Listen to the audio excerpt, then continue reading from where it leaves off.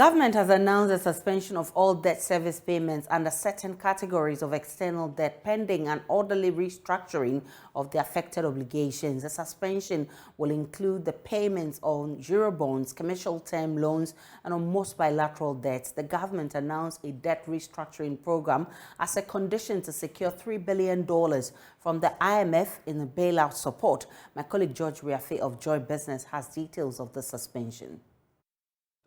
It is embarking on what they call the debt exchange program for domestic bondholders. Now, before this announcement, we understand that there had been some engagement behind the scenes, engaging these external bondholders on what government is going to do with respect to their own set of package as to whether there will be a debt exchange program or a debt cancellation and all those things. But before that actually takes place, government is saying that they are freezing the interest payments on all these external bondholders as more of a relief before they come to the actual structure in terms of what is going to happen to them. So this is the first part of a series of actions that will be taken on those external investors or external institutions that are holding government bonds. And this is part of... But if you're having a freeze, do I take it that they've had an agreement with the people to say that we agree freeze? There's some informal engagement that has gone on that has led to this announcement. Before this, they had an external international asset management firms that was actually engaging the solicitors of all these institutional bondholders outside the country. So if I should make an intelligent guess or a hazard guess, it appears that has been done before this announcement is coming out. And also this is part of a broader program announcement or program engagement that is supposed to take place that before that staff level agreement. But that didn't come. So it appears that there's work in continuum. And if you look at the IMF program, the critical thing that it's trying to do is to deal with our debt situation. So if this one goes through and you look at our debt numbers and how much government is servicing on debts alone, that will give government some relief and they'll be able to use those savings that they are making to carry out other infrastructure projects. And also what this is also going to do, if it works out finally that they are freezing or also doing a similar debt exchange for these external bondholders. Now, it will again convince other investors who want to engage government when it comes to investing in government securities that government now has the space, and therefore that external inflow that we are looking forward to is going to come. Professor William Spripra is an associate professor of the Andrews University in Michigan. He has been analyzing the impact of the suspension. Listen. With my understanding, it's becoming very difficult, especially with some of the terms that we have with our external creditors. I'm sure that is why government, in his quest to get a speedy agreement established with IMF, is excluding some of the external debtors. It is very easy for government to renegotiate with the bilateral lenders. When we say bilateral lenders, they are the IMF loan and World Bank loans. They are the ones that we are going to them. We already have some existing loans with them. So we'll be asking them to give us some possibly discount on these loans. At the moment, there's about 30% of our external debt in the hands of the multilateral loans. So if government wants to achieve its debt servicing, I'm sure this option is the shortest route to get agreement. With most of the bilateral and commercial loans, it requires government to go back to Parliament to get the approvals on these contracts. And looking at the current structure of Parliament, the government may delay.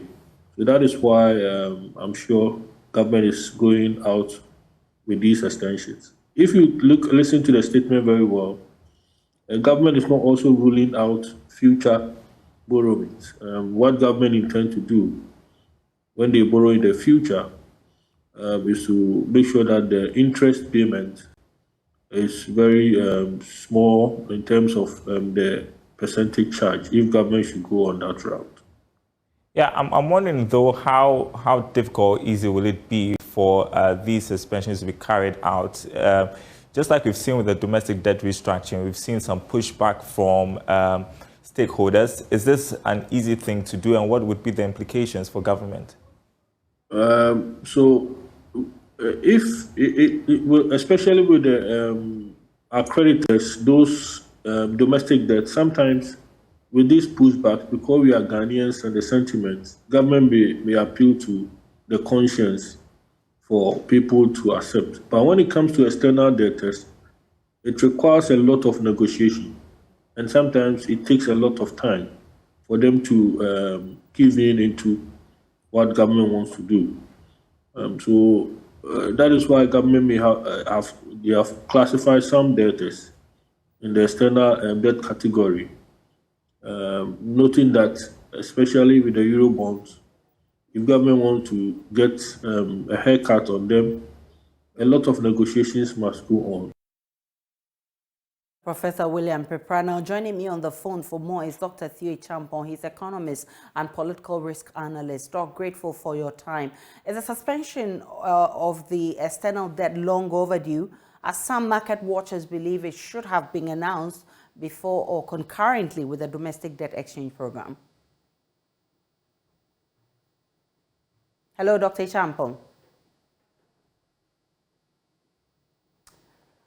Dr. Theo Champong. Dr. Champong, I'm asking if this suspension is long overdue, because some market watchers have expressed that it should have been announced before or concurrently with the domestic debt exchange program. Yeah, so I mean, it's been coming. Remember that a couple of months and weeks ago, the president has been, or the Finance Ministry has been talking about a comprehensive debt restructuring that we need to undertake as part of the conditions for accessing the IMF program. What we weren't really sure about was the nature and the form of that restructuring. We got some details on the domestic one, and finally we're getting some details on the external front. And within that, the details here being that it will cover bits of the country's commercial debt as well as the Eurobonds, especially given that the Eurobonds make up almost 40 or so percent of the total external debt stock. And there are some other instruments in there that would all be part of that restructuring exercise. But this is really just the beginning. I must stress there is a very long and, in my view, complicated road ahead, where you need to bring all the creditors under one umbrella and try to get them to accept the terms that is being proposed, or even restructure them. And if the experience from Zambia is anything to go by, that can take sometimes upwards of 2 years to get just the restructuring terms and agreed. Doc, what are the implications of this announcement on the Ghanaian economy in general? There are multiple ways to look at this. I think the first big one really would be the reaction of the ratings agencies to this. It would be read or interpreted as being tantamount to a default, but we've already been downgraded several times this year, and many of the market players have already kind of priced that in. So I don't think on that front it will make much of a big difference. On the CD and the relative stability that we've seen in the last couple of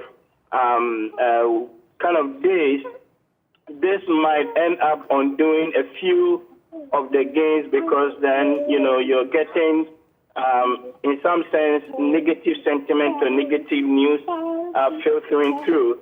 So that could have some sort of impact on the relative stability of the CD that we've seen in the last couple of weeks. But you know, beyond that, really, the big thing is whether or not this can be all agreed to within the few weeks that the finance minister had already announced as wanting to get the IMF deal done by, you know, end of January. And that's where I think it's going to be really highly unlikely, just given the complexities that are involved and the nature of the creditors that you need to bring all under one umbrella to try and get a deal going through.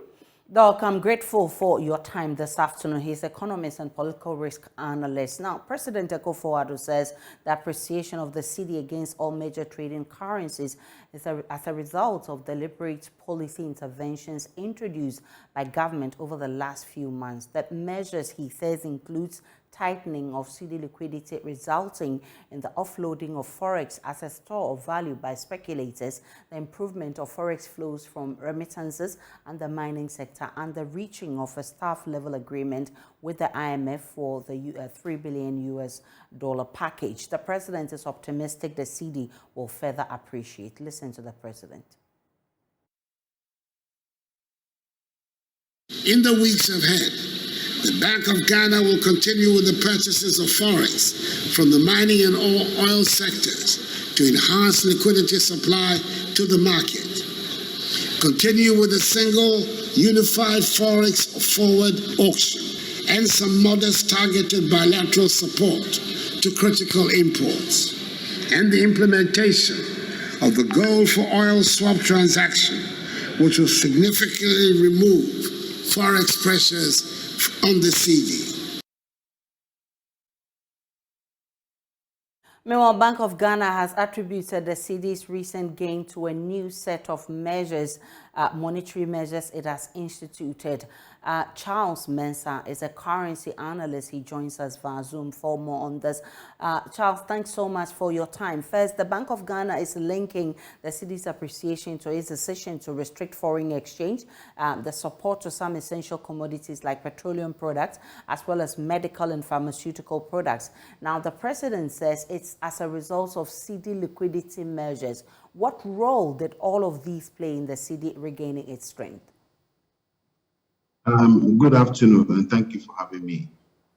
I think the cedi regaining its strength is largely on the back of non-servicing of the foreign debt, because that's a large component when it comes to our request for forex. And this morning, we all read what the finance minister have issued, where he's asking some of the foreign creditors that we are suspending the servicing of the debt, which is basically another form of haircut that the foreign debt. Fortunately for us, as soon as the credit rating companies start downgrading us, some of the fund managers in the foreign countries basically started making provision in their books for how much debt they granted Ghana. So because of that, the impact in terms of demand in the forex would go down, coupled with the measures that Bank of Ghana is introducing for giving cedis for 20% of the gold output, and they're using same to pay for crude, would in a way also help, and also not providing foreign support for selected products. Those are solid, but it is not as servicing the debt that have been deferred. So I feel strongly that if we're able to continue the deferment of the or suspension of servicing of the debt and the principal repayment, we will be able to go forward a bit. But mind you, if the guys accept that we will come back to them to service them fully, because the local haircut, we are going back at it in 2027, where the principal repayment will happen. So in the same way, if we agree on some dates, what then government have to do is not to dissipate the reserves, but is to build it now so that when the repayment date comes, we'll have enough forex to service it. Else, we'll go back to a situation where the exchange rate will just shoot up again. So it's a moment for us to reflect and do some analysis properly. Because if you are not servicing the debt, it's just a deferment, a delay payment. But that doesn't mean that the payment won't happen. So if you have a free room, use that money to go into a sinking fund account, so that on the D-Day, when the real principal repayment comes to be, we would have enough reserve to put it across. I want us to look at proactive steps we could take, because there are a lot of people who believe that this is just a makeshift something which will not last. Are there proactive measures we can take to ensure we don't have a recurrence of what we saw in October and November? Yes, it's to do with, you see, normally your cash flow will determine which is what is coming in and what is going out. If we accelerate the revenue angle of our cash flow, in other words, the forex, the export, and we look at the expenditure angle, which is the servicing of the debt, plus import support for companies. Now, the import support of companies, we've seen some proposals come through. We haven't activated it. We haven't gone live properly to see, because it's going to start, I think, maybe next few weeks.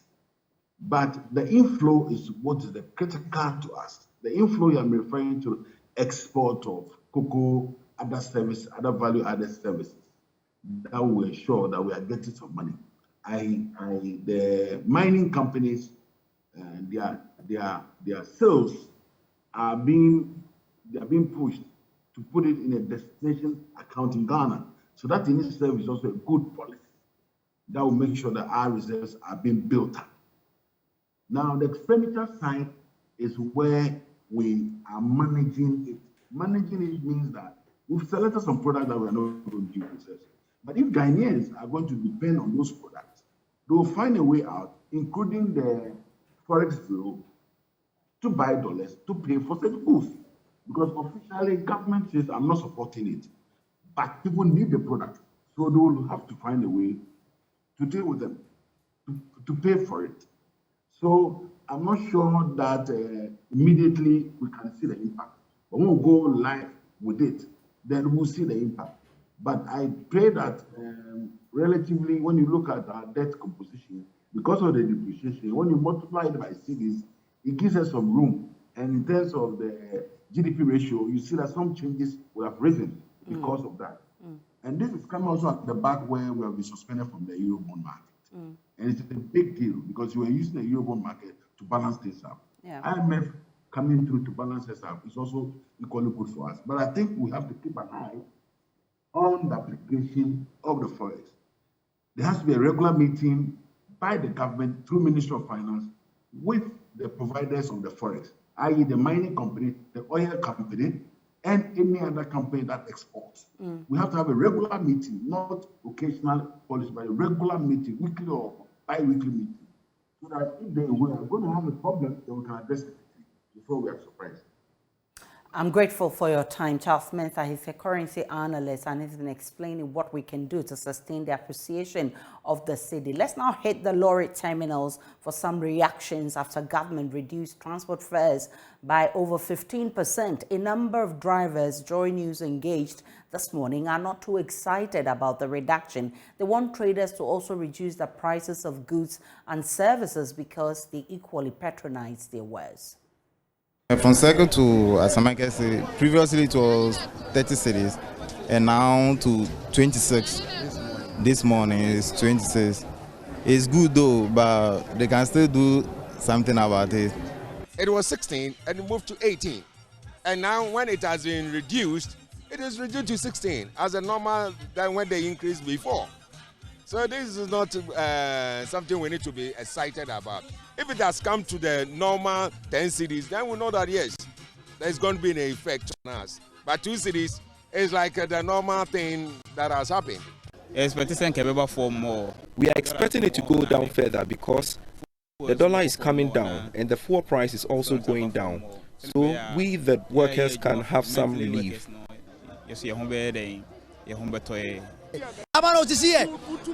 The government is not being fair to us. They will increase fuel price for many. They will increase fuel price many times. When we increase once, then they say we should bring it down. Spare parts and everything is still expensive, but they are forcing we, the drivers, to reduce price. They are expecting we, the drivers, to reduce our fares. It is going against us.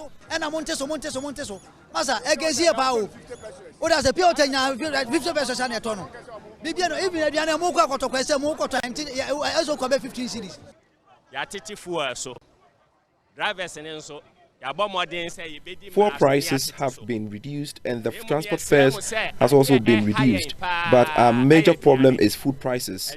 We are pleading with the traders to also reduce their prices.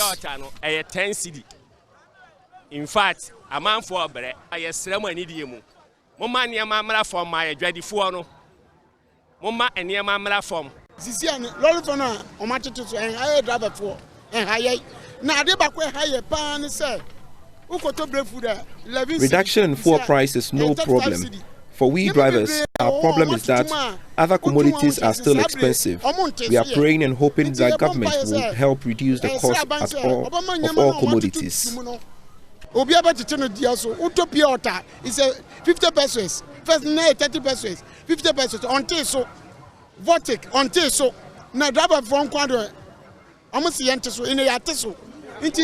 Obia Momodin say, honestly, yes.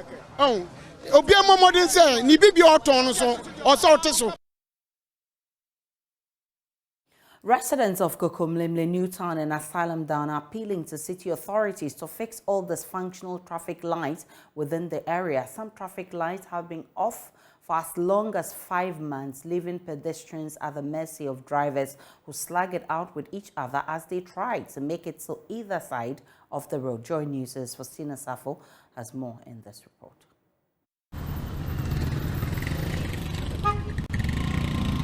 It's rush hour and traffic is gradually building up at a cross printing hub, Newtown.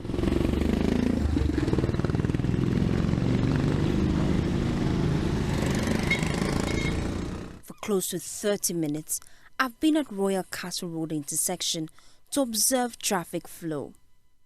Loud honks and hurling of insult is the order of the day as motorists slug it out with each other in a desperate attempt to cross the road to either side of the intersection.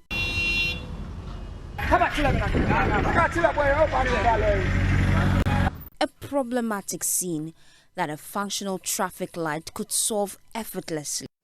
However, out of the 4 traffic lights mounted at Royal Castle Road, only one of them is functional.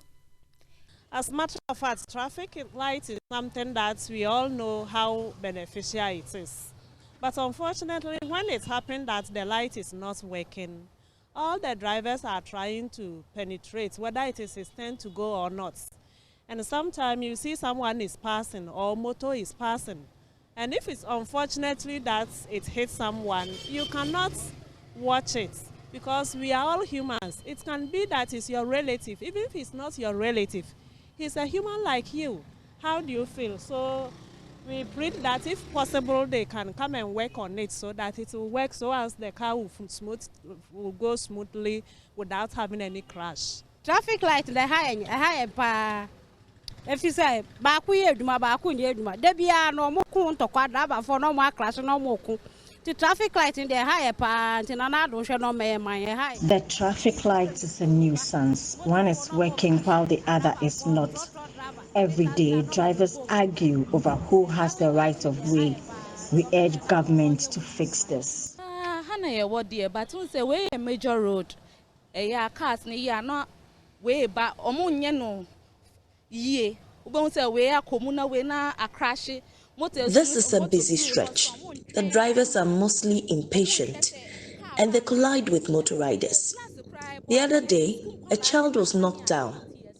We urge city authorities to help us fix it. Here at Sadisco Junction, pedestrians have to literally plead with drivers to cross the busy intersection. They say the traffic light has not been functioning for months. Traffic light in about 5 months.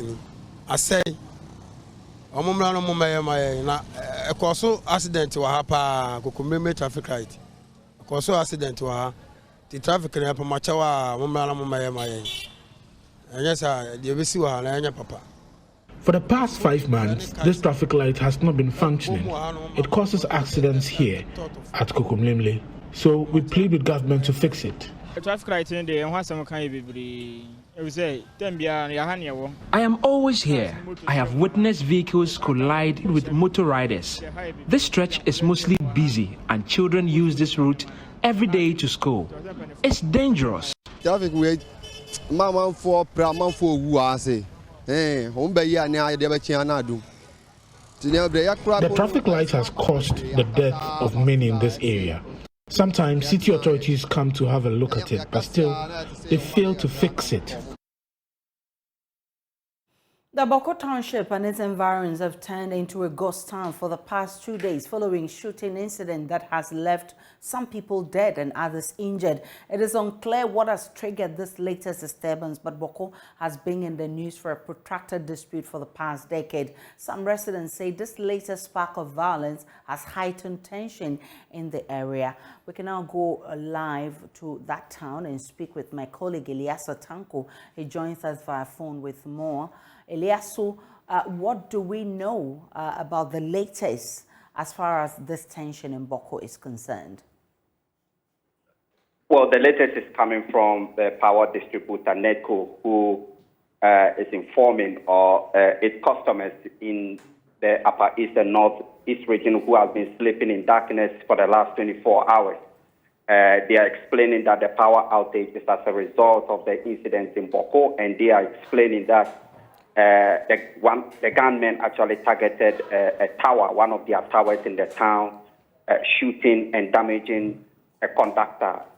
This has led to the power outage that is currently being experienced in several communities, not only in Ghana, as well as in Bitu, which is in Burkina Faso, as well as Dapango in the Republic of Togo.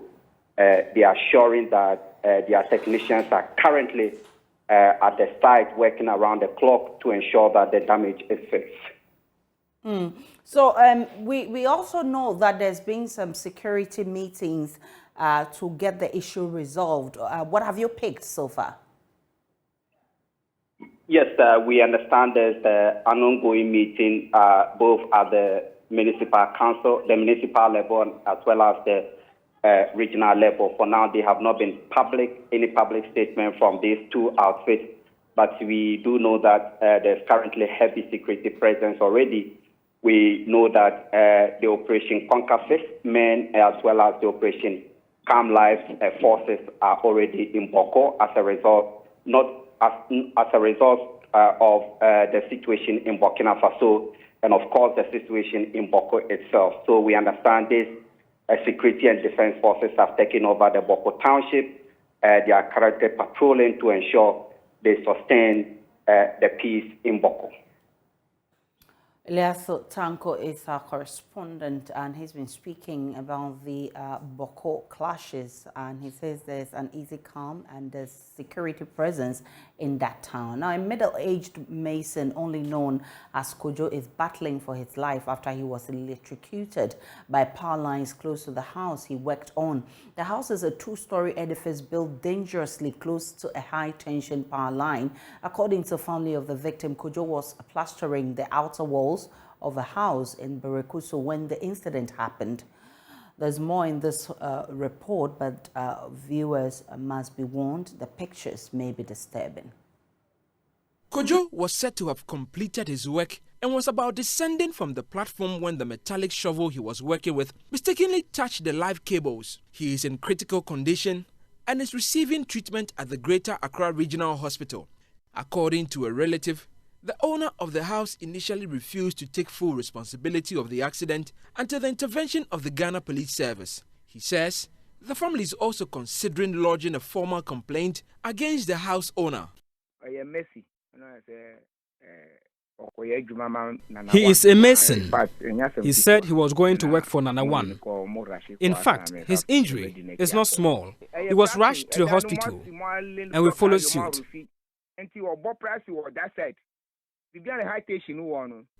It is a plastering work, and he was plastering the roofed part of the building, right close to the high tension. The task he was given was a risky one. There is no interval between the building and the cable. That resulted in the shovel touching the cable, causing it to catch fire. Because between a dining high station, and I teach no light to knock off. I think I like to know. Yeah, Nana One did not want to own up until the police was notified. akɔka wɔ no high station no kɔka wɔn ano oni ni children no nyinaa ka wɔ hɔ ɛnyɛ sɛ children no kɔka wɔ hɔ ɛna ɔyi o ɔno nana one first ɔmpɛ sɛ ɔbɛtua ka bɛti akɔtu wɔ no police for no more friend. We as a family did not report the issue to the police though. Meanwhile, the Equiapim South Municipal Assembly has issued a 2-week ultimatum to the owner of the house plus 5 other house owners to vacate the area. According to the Municipal Assembly, the buildings were put up without permit. Here is engineer with the Assembly, Frank Intiamwa.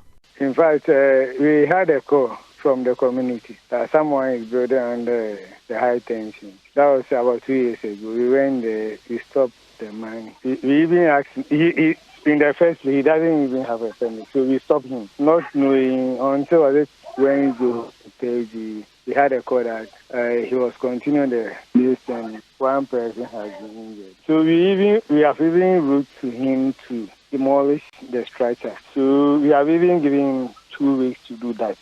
If he says, then the assembly will take action. We had a call. Okay. Or we had a complaint from one of the chiefs. We went there. In fact, not myself, NADMO, town planning, and my department. We went there, so we stopped him, but he didn't. Until Wednesday, we had a call. I think he came to the office, but he doesn't even have a person. We are going to demolish the structure. Okay. And it's not only that structure. Okay. We have about 5 or 6 structures on the high tension. It's not only that structure. That let's talk about Christmas. You may have big plans for Christmas, but have you thought about the homeless who are struggling to get even a meal a day? We'll bring you a story of AC Aqua, a homeless mother of 5 who is calling on benevolent people not to allow her children starve this Christmas. There's more in this report. Christmas is in the air. Many are planning to have a wonderful time, but there are also many slumming it hard on the streets of Accra. Among the many homeless people, the story of AC sticks out like a sore thumb. Economic pressures forced her to flee her hometown of Cape Coast to Accra for a supposed greener pasture. She found a job and later love and settled down. AC seemed to have everything figured out until her husband died in 2015. Everything she had built began to crumble. Left with 5 children to cater for, she struggled to even put food on the table.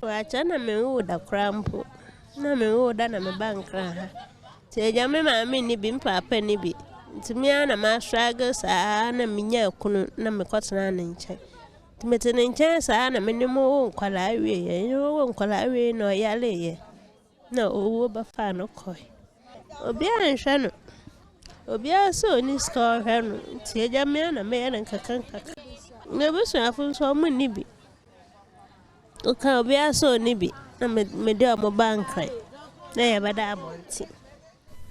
Unable to pay her rent, she started living on the streets of Accra. De ma ya bada ha na me kunu ewu ni sky de ha dan na yesa da ya mada ha mba 7 years. Her family is always on the move. They carry all their belongings to where they find to lay their heads.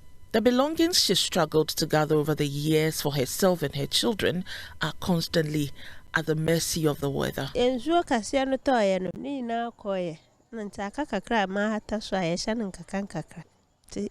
Yeah, I can't cook right. You see, and yes, and kakra, and more squatter and crowd in Sudecoy and say, Jaya Quafana, you see, and almost I shall coscu. Yan and Sudeco, Yan and Sudeco. Yan to Monsieur and Cassa, Kobe, any baby, I could be. Hey, Nayada. She's saddened by the constant illness of her children as a result of their living condition. Don't worry, I'm away. Is there a now? I pimples on Qua Marius. Is that penny caca no my and you bring away in a back on the soil, back on the so or by a cow on the soil. Her son Godfred, a 15-year-old and a student, has to take up menial jobs after school to support the family. After school, I went to sell for somebody. If it close, sometimes he will give me 5 cedi or 8 cedi, and I'll come and give it to my mother. He also shared his difficulties with studying on the streets after school. If I come back from school, I'll take my book and learn. I'll learn here at the light, where the light is. If I'm learning, if the rain is coming, I have to stand up and go to market. And I'll go and sit, and I'll find some place to sit and learn. AC is begging Ghanaians to help her family have a decent Christmas and also help put a roof over her children's head.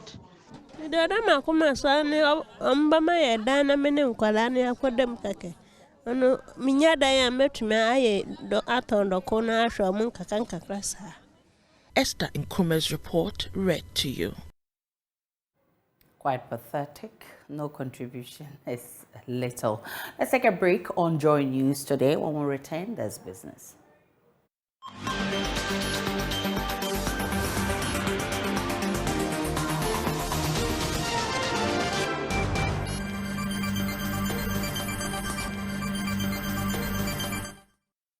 It's time to do business. I am Beverly Broom. The Canada-Ghana Chamber of Commerce says offshore investors from Canada will in 2023 invest in various productive sectors of the Ghanaian economy.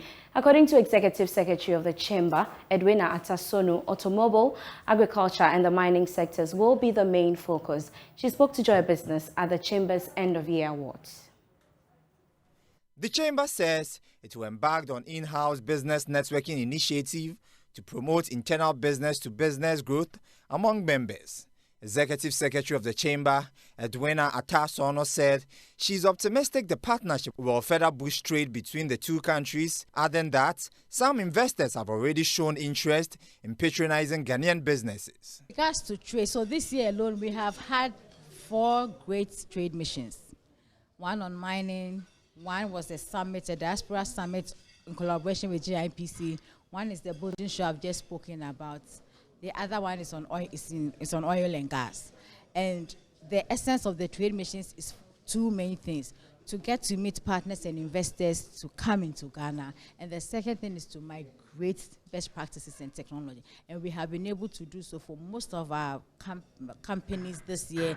If you paid attention, some of the members spoke some of the success stories, and these are success stories that have taken place only this year. In August, we organized an annual event we call CEOs Connect, where we brought great minds in one room, both from the public sector, government, international, and private sector. She also used the opportunity to further urge members of the Chamber to use Ghana as a starting point to penetrate the African market, taking full advantage of the African Continental Free Trade Area. The Association of Rural Banks, ARB Ghana, has appealed to government to help retrieve funds of members locked up during the financial sector cleanup. According to the Managing Director of ARB Apex Bank PLC, Alex Kwesi Award, the debt exchange program may affect rural banks if funds are not retrieved. Speaking to Joy Business, he said funds in excess of 450,000 million Ghana cedi will unleash the full potential of the rural banking sector to support the nation's economic growth.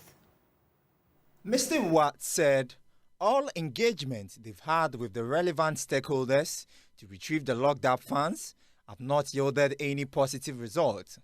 According to him, the situation will be dire with the debt exchange program. Not yet. We've not gotten feedback.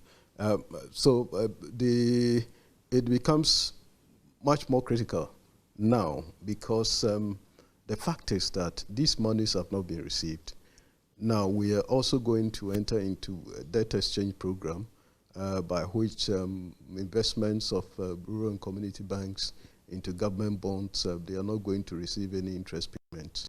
They're coming up 2023. And so it's a matter of concern. These monies are quite significant. And we expect that, we all don't know, maybe as part of the reforms that are coming, associated with the whole economic package, we expect that maybe certain key decisions may be taken along that matter. But the fact is that the locked up funds, together with the the bonds involved in the debt exchange program. These are major hits to the industry that we think that government should take particular attention. Speaking on the bank's target for 2023, he maintained that the bank will focus more on digitization. He also explained that agency banking and small and medium enterprises would benefit from the bank's initiative next year. That's all for business. We have more business on myjoyonline.com. My name is Beverly Broom. Next is sports.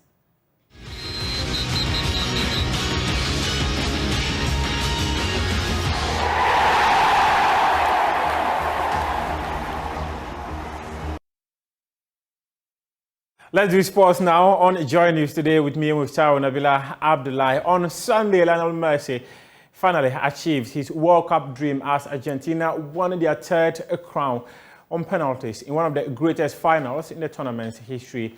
Argentina won the shootout 4-2 after a spectacular game which devolved into a much-anticipated confrontation between the 35-year-old maestro Messi and his France opposite, Kylian Mbappe. My colleagues, George Adejina and Gary Alsmith, were in the stadium for the final, and they come through with this report.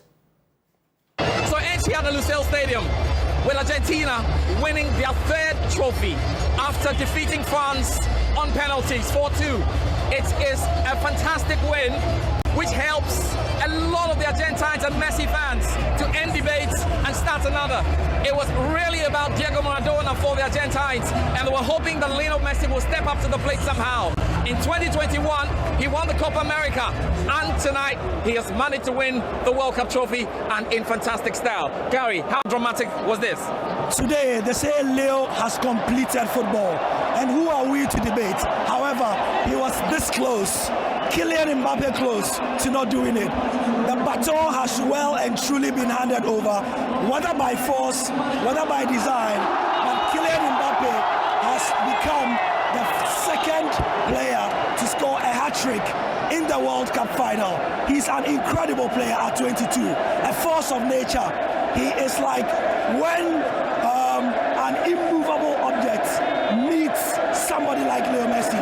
But today is Messi's day. Kylian will have more time to do it. The crowd is partisan, almost 90% Argentine. They are going back to South America with the trophy, the first time in Argentina since 1986. And it's the crazy. Celebrations are wild, and they will continue long into the week. And long into the week in France, the French national team is expected to meet supporters when the team arrives at 2 p.m. France time. Let's come home and talk about the Black Galaxies. Their head coach, Anwar Walker, says he's got an improved team for the African Nations Championship that starts on January 13. The team has been preparing for the tournament in Pram, playing a series of friendly matches, and Walker has seen enough to be convinced that his boys are close to being ready for the competition. Those players that qualified the team, most of them are here, with some new ones that have come to beef up. And from what we are, this is our third week, and with what I'm seeing, there is an improvement in the team. But to me, we are not yet there. Against us was 2-1, and against Legon City is 2-0. So this tells you and I that is getting to where it should get to. It's an improved side. Just that to me, I will not say we are there. We are still on course, and we are still working hard to be more than we have to be till we leave here, to continue our training outside Ghana. It's my wish that we have an international friendlies to play, but since the FA have not got any for us yet, that's why we are playing our top clubs in the country. That also will give us more opposition than playing the lower divisions. So we are on course. Ghana will open its campaign against Morocco when the tournament starts on January 13th. This is our wrap-up sports here on Joy News today with me, Muftau Nabila Abla. You can head on to myjoyonline.com and read some more sports stories. Up next is World News.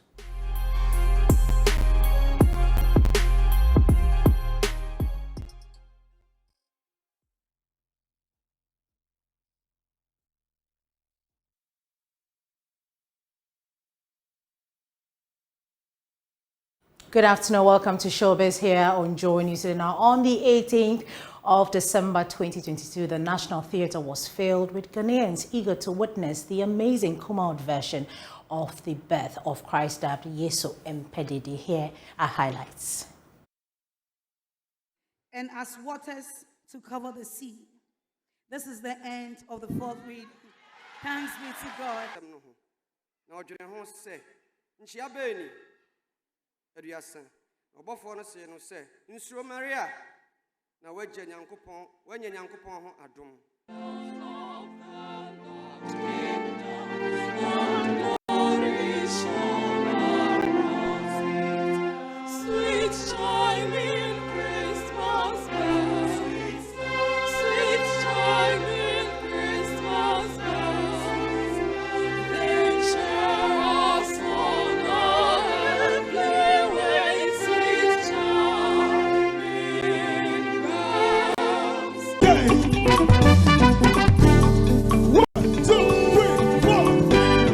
Kenya kupo Yesu eme no never miss wrong son Yesu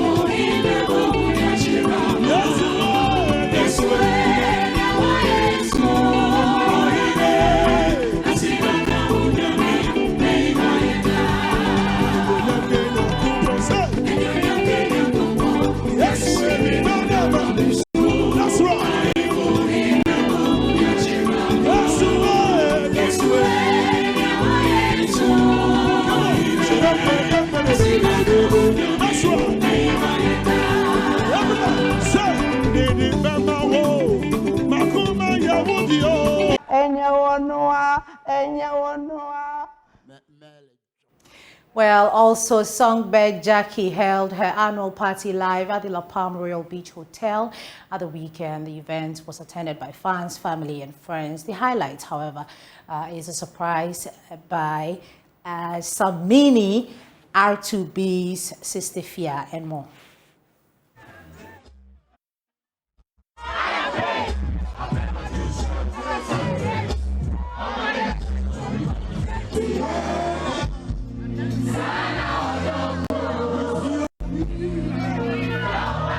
I mean, we have listened to the legendary Lumba brothers to when they went apart, and then we heard Lumba, we heard Daddy Lumba, and then we heard Nane Champong. We've heard his songs, and then I got the privilege to be featured on one of his songs way back in past, and then years down the line to see his daughter come on stage like this, like how if you put it in the sports settings, you have Abedi Pele's sons playing world stage football. This is world stage music, and his daughter is doing that, and I'm still here on stage doing it with her. It's like, you know, because when I did it with her dad, I mean, I was young, and I felt like working with a legend is like something that every working artist dreams of, you know. So to be on stage with her right now, I can imagine how she feels being on stage with me, you know, and it's all sweet.